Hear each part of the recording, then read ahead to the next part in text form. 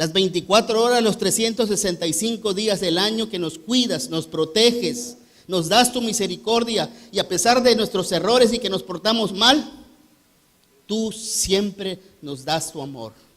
Te lo pedimos en el nombre de Cristo Jesús. Dice: Jehová te oiga en el día de conflicto, en nombre del Dios de Jacob, te defienda, te envíe ayuda desde el santuario, y desde Sión te sostenga, haga memoria de tus ofrendas y acepte tu holocausto. Fíjese bien, hermanos y hermanas, quiero que usted lo siga. El que se esté durmiendo al lado, métale ahí, muévelo, testerelo, para que entienda y no se pierda de algo muy importante.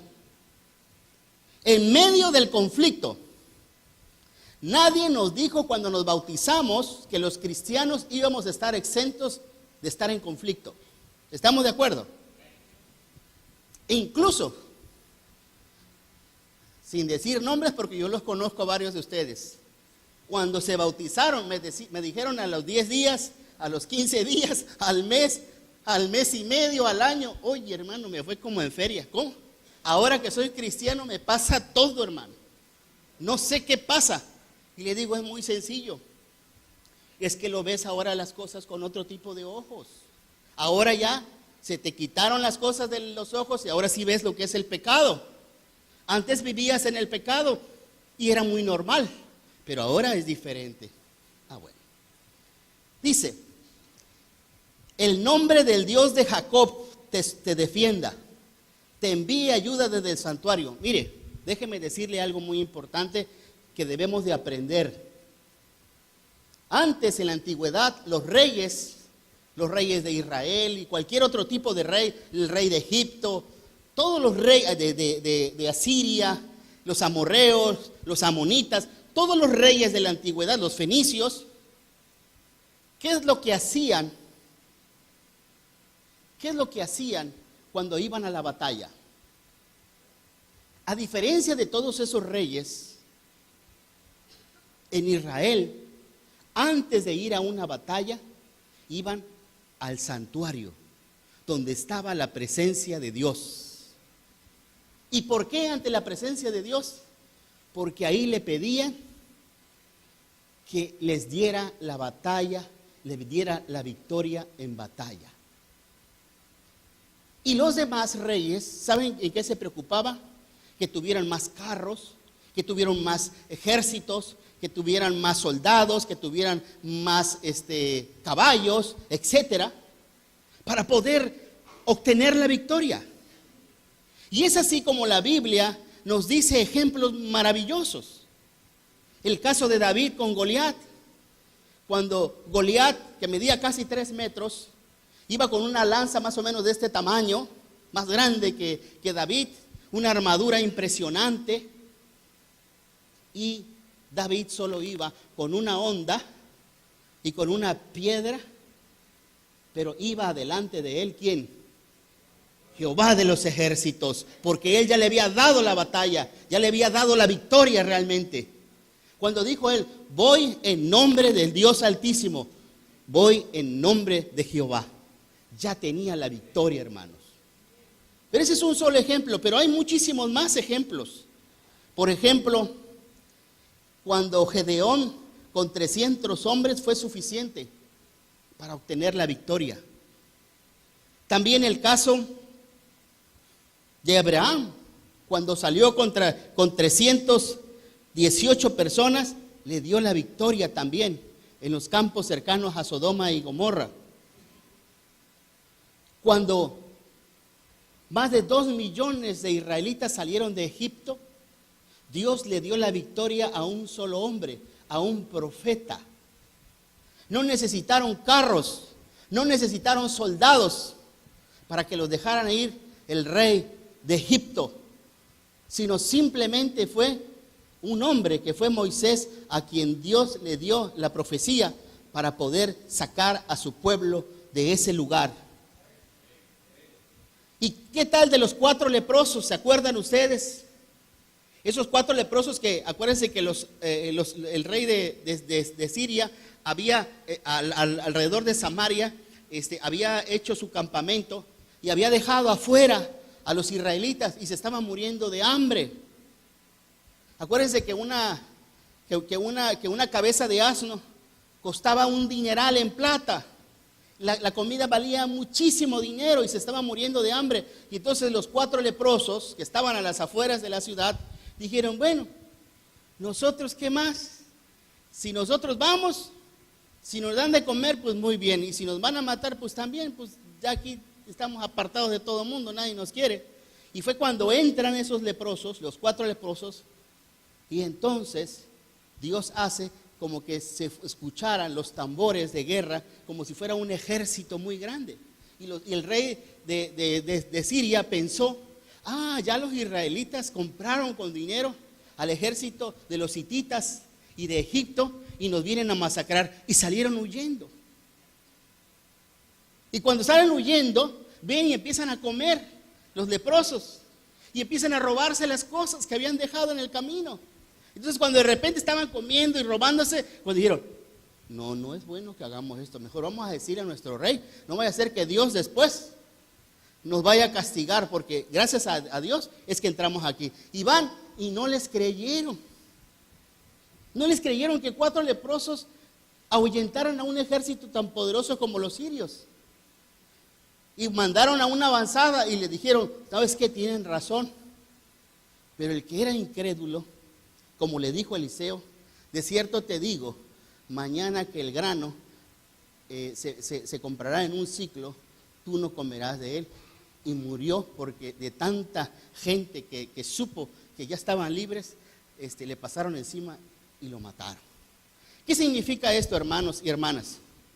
Lo que Dios nos quiere decir aquí es que antes de enfrentar una batalla, antes de pedir un empleo, antes de pedir un trabajo, antes de entrar a la universidad, hacer el examen de la universidad, antes de que empieces la siembra, antes de que empieces ese proyecto y ese negocio que tienes, antes de que emprendas algo, necesitas entrar al santuario con Dios, con tu esposa, si tienes tu esposa o tu esposo, con tus hijos, y que se doble toda rodilla y pedírselo a Él para obtener la victoria.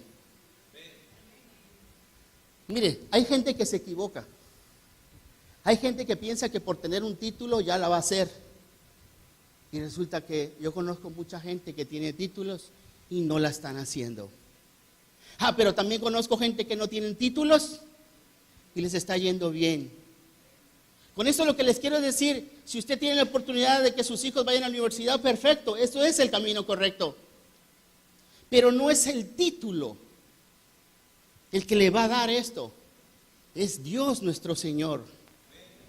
Es decir, hermanos y hermanas, tenemos que entender porque la gente, sobre todo los jóvenes, están un poco extraviados en ese sentido. ¿En qué sentido están extraviados? Mire, a veces el padre de familia, a veces los hijos piensan que realmente es el trabajo el que le provee de todo. Y no es el trabajo el que le provee de todo.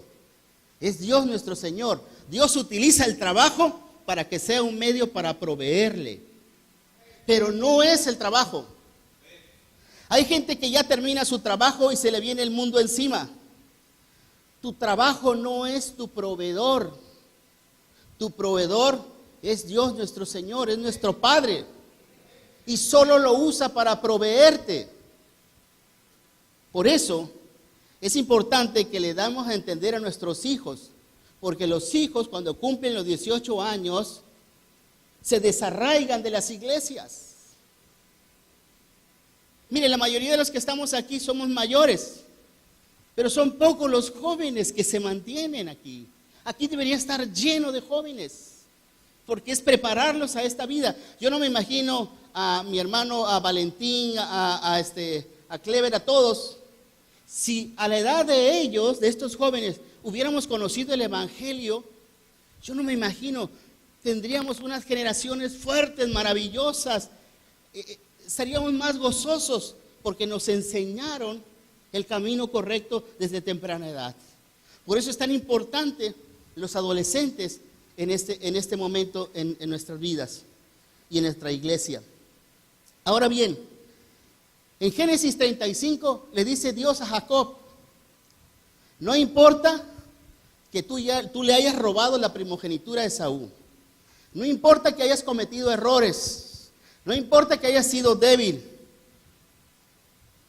yo te hice una promesa y la cumpliré, y la cumplió. Le cambió el nombre de Jacob por el de Israel y le dijo: te haré crecer y multiplicar, y una nación y conjunto de naciones procederán de ti, y reyes saldrán de tus lomos. ¿Por qué, hermanos? Porque Jacob es como nosotros, que a veces nos resbalamos, a veces nos caemos, pecamos, pero lo importante es mantenerte, levantarte y continuar, porque Dios sabe nuestro corazón. Dios sabe que no somos perfectos, pero sí lo que Él quiere es que empecemos a dejar el pecado. Ahora bien, hay algo muy importante que pasa con nuestras ofrendas y nuestros diezmos. ¿Qué es? Mire, ya le platiqué esta historia de un hombre en la calle de Puebla que no tenía trabajo y siempre iba y oraba, siempre iba a las predicaciones. Y llegaba una y otra vez hasta que el pastor dijo: bueno, ¿qué le pasa a este hombre? Dijo: no, es que no tengo trabajo. Pues vente. Y todos los días llegaba y todos los días llegaba hasta que tuvo su trabajo. Y empezó a ganar bien. Y de repente ya no llegaba los domingos, de repente ya no llegaba a las células, de repente ya no llegaba los sábados. Y entonces un día pregunté al pastor: ¿y qué pasó con fulanito de tal? No, dice, es que ya tiene un buen trabajo. Y aparte, como le fue tan bien, ya empezó a tener un negocio. ¿Y qué pasó? Pues le va tan bien que ya no dice que ya no tiene tiempo para la iglesia. Ah, bueno, tráiganlo, díganle que lo quiero ver. Y un día lo contactaron, después de 2 meses. Ven para acá, arrodíllate.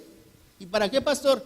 Vamos a pedirle a Dios para que ya no te dé tanto trabajo, ni seas tan exitoso en los negocios, para que regreses al templo. ¿Saben qué? Él creyó que era el trabajo el que le proveía.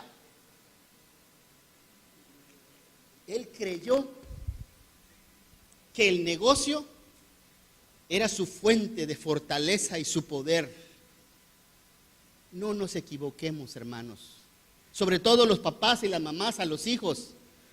No nos equivoquemos con nuestros hijos. El que provee es uno y solo uno, y ese es Dios. Ahora bien, también, hermano, como decía Pablo en Filipenses 4:11, dice: no lo digo porque tenga escasez, pues he aprendido a contentarme en cualquiera que sea mi situación. Mire, tenemos que estar alegres, tenemos que estar contentos. Mire, la alegría, un día preguntaron a una persona: oye, ¿tú por qué te ríes tanto? Dice: bueno, porque así soy. Y después pensó: no, yo creo que me río tanto porque dicen que la sonrisa es salud. Usted tiene que ser alegre, usted tiene que ser jovial, usted tiene que estar bien. Mire, cuando pasa un día malo, le voy a decir algo. Cuando pasa un día malo, cometemos el error que apelamos a nuestra fe, pero la fe que pensamos tenemos en la mente y no en el espíritu. ¿Y qué cree? Que cuando pasa ese día malo, ahí es como conocemos a la persona que tiene fe. ¿En qué sentido? Cuando de repente el comportamiento no es el mejor, cuando de repente la actitud de la persona no es tan buena, ahí es donde te das cuenta que no importa cuántos versículos de la Biblia te sepas, que no importa cuántas oraciones hiciste, la verdadera fe se ve en el día malo, en el día no tan bueno, en el comportamiento y la actitud que tú puedas tener frente a los otros, frente a tu prójimo, frente a tu familia, frente a tus hijos, frente a tu trabajador, frente a tu compañero de trabajo y frente a todos. Recuerda esto. Es difícil, hermanos y hermanas, determinar ese concepto de fe. Sí es verdad, como lo dice el capítulo 11 y como nos lo decía el hermano Adrián en la mañana. Pongamos 11:1 en Hebreos, por favor. Fíjense lo que nos dice la palabra de Dios.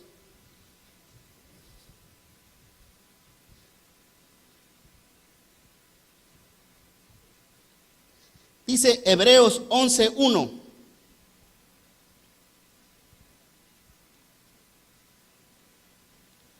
Es pues la fe la certeza de lo que se espera, la convicción de lo que no se ve. Y sí es verdad que en ese capítulo 11 nos habla de los grandes héroes de la fe. Enoc, Noé, Abraham, Abel, Sara, pues que era incrédula, pero que al final tuvo a su hijo, a Isaac, a Esaú, a Jacob, a tantos otros. Pero ¿qué cree? Que no leemos correctamente el capítulo de la fe. Por favor, Saúl, vayamos al 11, el mismo Hebreos 11, 36 al 39. Y vea lo que dice, hermanos y hermanas. Casi nunca nos tapamos con esa parte. Hebreos 11, 36 al 39. Fíjese lo que dice, hermanos y hermanas. Si es verdad que muchos grandes padres de la fe, héroes, Abraham,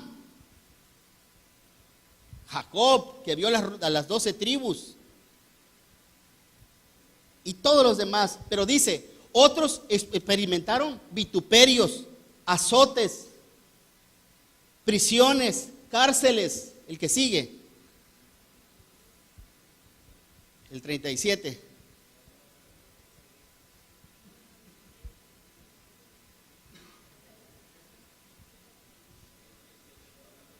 A ver, síguele. Apedreados. Aserrados, fíjense, aserrados, cortados por la mitad. Puestos a prueba. Muertos a filo de espada. ¿Sí? ¿Sigue?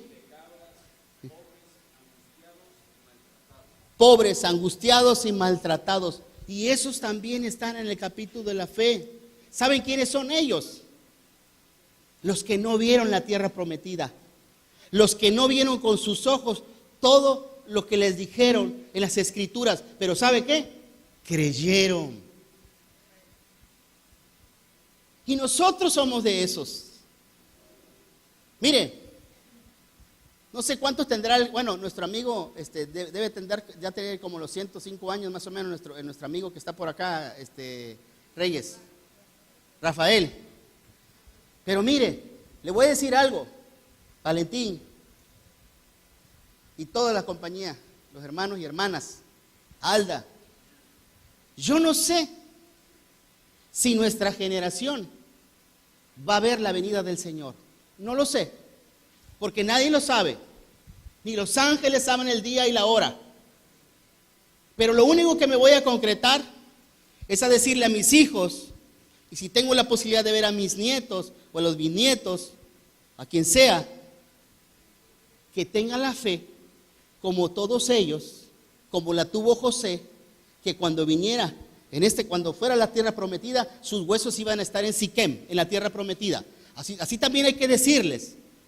Yo crecí, no eran fantasías, era el Dios real, el Dios vivo, no el Dios de los muertos, el Dios vivo. El que me puso en mi corazón precisamente de que un día su hijo iba a venir con espada y todas las partes del mundo iban a ver la segunda venida del Señor.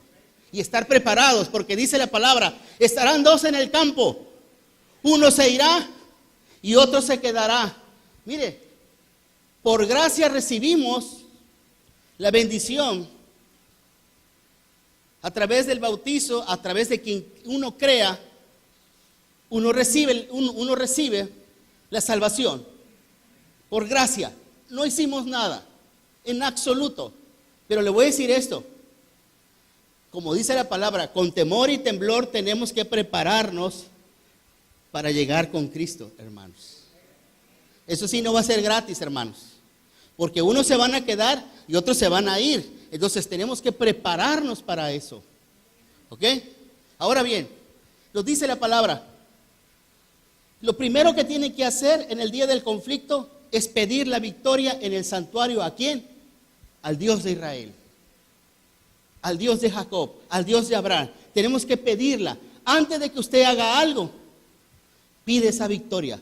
Si yo tengo un puesto de tamales, de refrescos, una tienda de materiales, lo que sea, hermanos, y usted no le ha pedido al Dios de Israel que le dé victoria para que usted le vaya bien en medio de toda la crisis económica, entonces no sabemos qué va a pasar con su negocio. Tiene que pedírsela. Yo creo que ya le platiqué la historia de la tienda de mi hermana, que en medio de la inundación clamábamos, Señor, que no se vaya el agua en la tienda. Todo el mundo se fue, hermanos, y la tienda nunca se fue al agua. Gloria a Dios. Ahora mismo en diciembre, el 3 de enero, que yo me regresé de un país, tenía una tormenta de nieve y le decía yo a Dios cuando salí de México, lo único que te pido, Señor, no me vaya a dejar el avión, porque si me deja el avión, todo está conectado, entonces vamos a comenzar nuevamente. Yo salgo hoy en la mañana, al otro día en la mañana, más de 1,200 vuelos se suspendieron en ese mismo lugar y no pudieron salir 3 días después. Y me dice el pastor, oye Raúl, estoy preocupado por la tormenta de nieve. Le digo, no pastor, ya llegué, ya estoy aquí. Me dice, eres bendecido. Así cada uno de nosotros somos bendecidos, hermano. Y a veces ni nos damos cuenta, pero hay que reconocerlo a Dios nuestro Señor. Ahora bien, cuando usted viene en el momento de las ofrendas y usted pone lo que le corresponde a Dios, no lo que le sobra. Aquí está una de mis hijas. A veces en las iglesias católicas da a la gente limosnas lo que le sobra. Eso es la verdad. La cambio lo que pueda. Entonces cuando ve que se ponen las cosas como debe de ser, y dice la gente, ¿por qué? Porque esto no es mío. Hay que darle a entender a nuestros hijos, hermanos. Y eso es bien difícil a veces en el cristiano que pueda entender esto. Hay una parte de nuestros ingresos que no es nuestra, sino es de Dios. Pero ojo, Dios no necesita la plata y el oro y el dinero nuestro. Pero ahí le va algo muy importante. Dice esta palabra de Dios, no la digo yo, lo dice el Salmo. Para que cuando venga tu día de conflicto, tu día malo, tu circunstancia que parece imposible, dice que Dios se acuerde de tus ofrendas y de tus diezmos, como se da cuenta, como si tuviéramos un crédito con Dios. Bueno, está bien, se la vamos a dejar, porque la verdad ha sido generoso, ha correspondido con lo que no es de Él, sino mío. Porque la verdad, hermanos y hermanas, cuando nos metemos la mano a la bolsa, en ese acto tan simple, hay un mundo de cosas que pasan en nuestro cerebro. De verdad. Pero cuando usted lo da como un dador alegre, de repente dice, oye, y en medio de esta crisis, ¿cómo es que le va tan bien a esa hermana? ¿Sabe por qué? Porque le da a Dios lo que le corresponde. Mire, y se lo voy a poner un ejemplo. Cornelio, el centurión, un día le dice Dios a un ángel, ves y dile a Cornelio, y se le aparecen a Cornelio, ves a recibir a Pablo a tal lado y dile que venga contigo. Y ya Pablo estaba muy hambriento, estaba muy mal Pablo, y como que ya Pablo decía, no, esta cosa está muy mal, y le dice Dios en el sueño, de esos animales debes de comer y debes de hacer esto y esto. Y dice, no, esos son impuros. Y dice Dios, no, nunca te atrevas a decir que es impuro lo que te está dando Dios, porque ya están salvos, ya están limpios. ¿Y cuál sería la cosa? Que llegan estos hombres a nombre de Cornelio y lo traen a Pedro, y lo llevan a Roma, hasta donde estaba Cornelio. Y dice Cornelio, pues a mí me dijeron que te trajera, no sé por qué. Y dice, claro que sé por qué, porque ante Dios llegaron tus ofrendas y tus diezmos, lo que le correspondía a Dios, y halló gracia en ti, para que a través de ti miles se salvaran en Roma y viniera precisamente esta fe del Evangelio a través de Pedro. Ni Pedro ni Cornelio lo entendían. Por eso, hermanos y hermanas, es importante que usted sepa que las ofrendas son fundamentales, porque no nos corresponden a nosotros, sino le corresponden a Dios. Ahora bien, mire, esto es como el arca. ¿Se acuerda el arca de la alianza que llevaban los israelitas? Más o menos se ha estado dando una idea cómo es el arca, más o menos, ¿no? De madera de acacia y de oro. Bueno, no sé si ustedes saben qué es lo que había dentro del arca. Pero adentro del arca había 3 cosas. Una era el maná. La otra eran las 2 tablas de las leyes que le habían dado a Moisés, ¿sí? Donde estaban los 10 mandamientos. Y la tercera era la vara de Aarón. Exacto. ¿Sí? Acuérdense que en la vara de Aarón era porque ya lo tenían hasta aquí al Señor, las 12 tribus. Se quejaban de todo y necesitaban gobierno. Entonces le dice Dios a Moisés, ¿sabes qué? Va a ser Aarón el sumo sacerdote. Y como que no estaban muy así de acuerdo, y saber que cada quien traiga una vara cualquiera, verde, estéril, una vara, ¿sí? Y traen la vara y resulta que dice, y al otro día dice, la que reverdezca y florece, esa va a ser el sumo sacerdote por la rama de la familia que es. Y era la vara de Aarón. De ahí vienen los levitas. Moisés era levita, ¿sí? Ezequiel era levita, Aarón era levita. Y entonces ellos se pusieron a resguardar el santuario. Ahora, ¿qué nos indica esto, hermanos? Que cuando se trataba de la herencia de la tierra prometida, esa tribu de Leví iba a tener lugares, pero no iba a tener tierra, hermanos. Es la única tribu que no tuvo tierra. Y le preguntaron, ¿por qué, Señor? Porque la herencia de ellos soy yo, su Dios, Jehová de los ejércitos. Imagínense nada más. Gloria a Dios. Pero había también el maná. Ustedes saben lo que pasaba con el maná al otro día. ¿Qué pasaba? Se echaba a perder, ¿verdad? Pero ¿qué cree, hermanos? El maná dentro de la arca de la alianza no se echaba a perder, no se pudría. ¿Sabe qué significa esto, hermano? Lo que nos dice Dios nuestro Señor a través de este mensaje es que usted, como adorador de Dios, tiene que tener en cuenta que la provisión viene de Dios y esa provisión es eterna. Lo que usted eche a Dios nunca se va a podrir, nunca se va a acabar.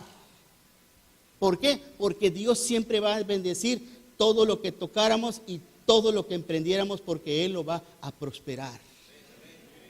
Las tablas significan un orden. Significan, hermanos, que si no matas, que si no codicias la mujer de tu prójimo, que si honras a tu padre y a tu madre, si sigues esos ejemplos de esa ley, lo único que vas a tener es una vida próspera, con orden. Ahora bien, mire, si el gobierno está mal, no significa que usted está mal. Si a ellos no les salen las cosas, son ellos. Usted procure que su casa, donde usted vive, con su esposa, con sus hijos, o si es usted madre soltera y usted es papá y mamá, usted procure que su casa esté bien, porque usted se rige bajo las condiciones de Dios nuestro Señor, que es su proveedor. El gobierno no nos provee. El gobierno se puede equivocar. Mire, siempre nos han dicho desde niños que la democracia es que la mayoría manda. Y la realidad es que las leyes que están saliendo son la minoría las que lo pasan y la ejecutan en contra de la mayoría. La mayoría no quiere inseguridad y hay inseguridad. ¿Qué le quiero decir en pocas palabras, hermanos? Primero, enseñemos a nuestros hijos que la provisión viene de Dios como ese maná que es eterno. 2, enseñémoslos reglas básicas de la vida que ya están hechas a través de la palabra de Dios. Esas reglas deben impregnarse en el corazón de nuestros hijos. Si no, no hubiera tanto niño sicario en el país, matando a la gente como si nada. Siempre dicen, es que el gobierno es responsable. No, los responsables son las familias, que es donde están en el seno esos hijos. El gobierno tiene su responsabilidad, por supuesto. Pero las familias tenemos que concretarnos a que independientemente de que vayan mal ellos, nosotros tenemos que estar bien. Y la vara de Aarón, ¿qué significa? Que tienes que ajustarte a la autoridad. En este caso, a la autoridad, como es en este templo, de nuestro pastor. Si mi pastor me dice, ¿vas tú el domingo? Es que tú vas el domingo. ¿Sí me entiende? Mire, y se lo digo sin falsa modestia, hay gente que está más preparada que yo. Hay gente que tiene más elementos para estar aquí que yo. Hoy me tocó a mí. Al rato le tocará a cualquier otro. Por eso tiene usted que prepararse. Usted tiene que prepararse. No significa que toda la vida, los 20 años, ha estado usted ahí. No significa que algún día no esté usted aquí. O no esté usted en alabanza. O no esté usted en algún otro lado donde el pueblo de Dios necesite de usted. Ahora, lo peor que usted puede hacer es venir, sentarse, escuchar e irse durante 15, 20 años. Dios, hay mucho trabajo, pero pocos obreros. ¿Y qué creen? Nadie quiere ser obrero. Nadie quiere ser soldado. Todo el mundo quiere ser general. Esto es como afuera. Todo el mundo quiere ser diputado. Todo el mundo quiere ser gobernador. Y nadie quiere arreglar las carreteras. Nadie quiere el agua potable. Por eso tenemos tan malos servicios públicos. Tenemos que comenzar de abajo. Desde la persona que nos recibe y que nos acomoda. De la persona que levanta los diezmos. De la persona que limpia los baños. Todo eso hay que agradecerle a Dios y el corazón de esas personas. Finalmente, hermanos, Dios nuestro Señor nos dice que cuando esa arca de la alianza llegó a Asdod, porque los filisteos se la habían quitado a los israelitas, dice que empezó a haber problemas.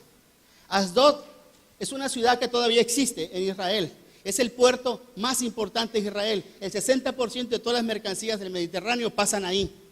Es un pueblo económicamente muy fuerte. Pero ¿qué pasó? Abrían el arca de la alianza y ¡pam!, moría la gente. Y tenían miedo. Y entonces dijeron, no, ¿sabes qué? Vamos a ponerla al lado donde está el Dios de ellos. El Dios de ellos se llamó, ahorita se los digo, aquí lo debo de tener, Gadán, ahorita se los digo. Bueno, ahorita es sin importancia. Este Dios que tenían ellos, tenía cabeza, tenía manos, ¿sí? Se le denomina este Dios Gadón, el Dios Gadón, así es. Entonces lo dejan la primera vez, el arca de la alianza, y estaba el Dios Gadón.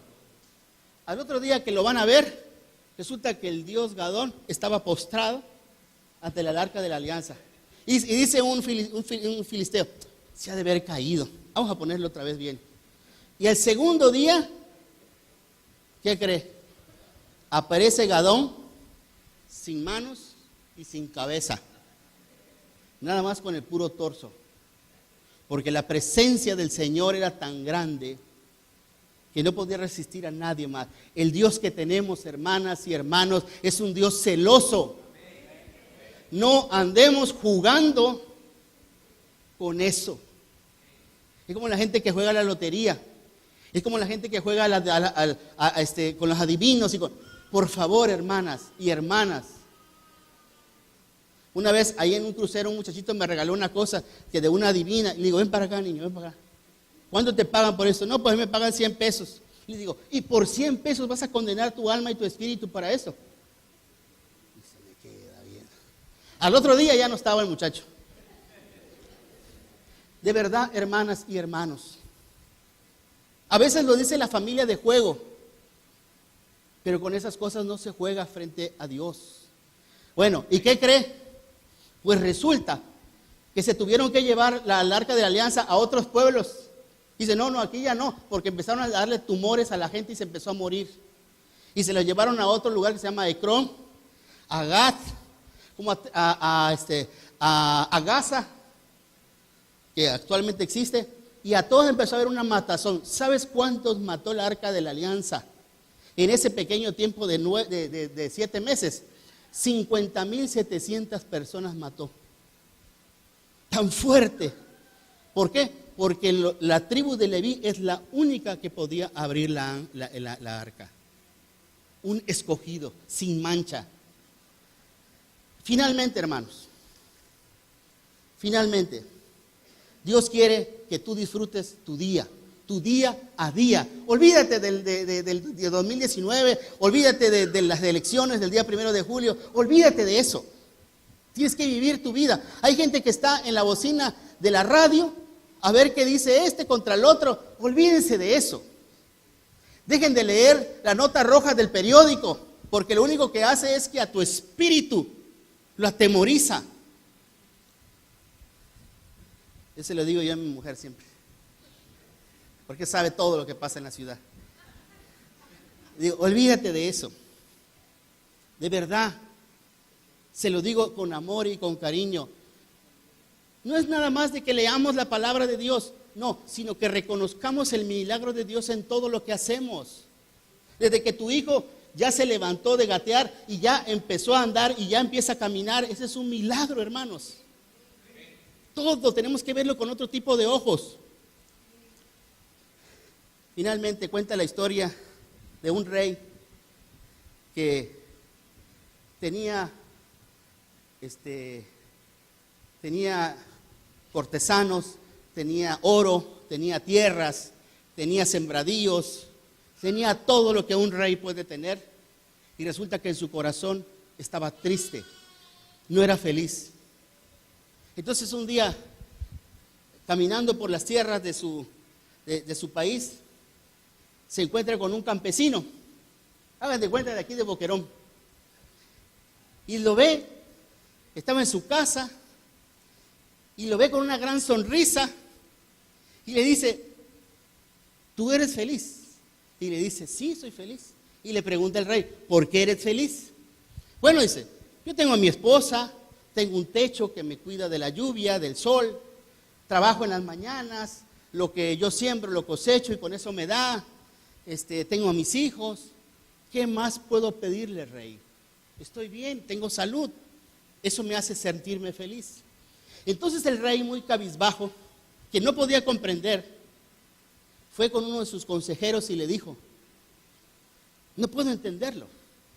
Y le dice el consejero, lo que pasa es que ese hombre no es parte del club de los 99. ¿Qué es eso del club de los 99? Mira, dice, agarra, dice, esta bolsita llena de monedas de oro y cuenta 99 y déjaselas a esta persona en su casa, afuera, para que cuando se despierte lo vea. Y va el rey y le pone la bolsita con 99 piezas de oro. Cuando se levanta esta persona, lo primero que ve es esa bolsa. Dijo, a alguien se le perdió, un hombre honesto. Y empieza a ver aquí, y empieza a ver acá, no, nadie. Y dice, ¿es de alguien esto? No, nadie. Y empieza a contarlas.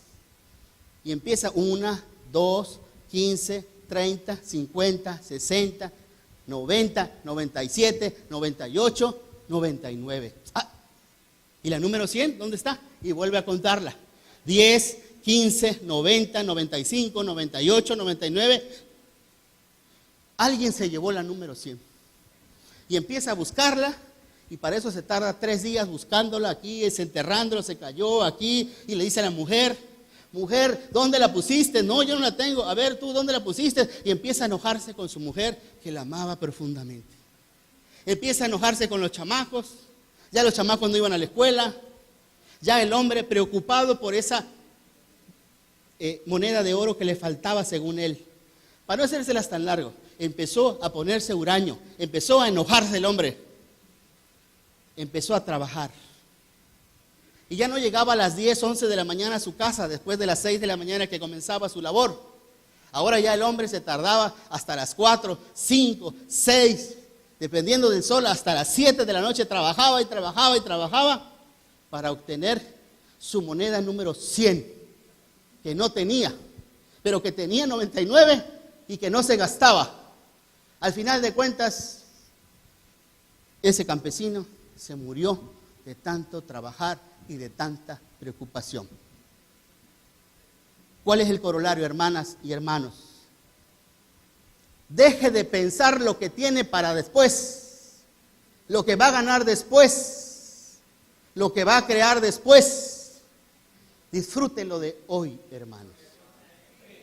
Disfrute lo de hoy. Hoy tiene vida, dele gracias a Dios. Hoy está bien con su mujer, con sus hijos, están sanos, dele gracias a Dios por eso.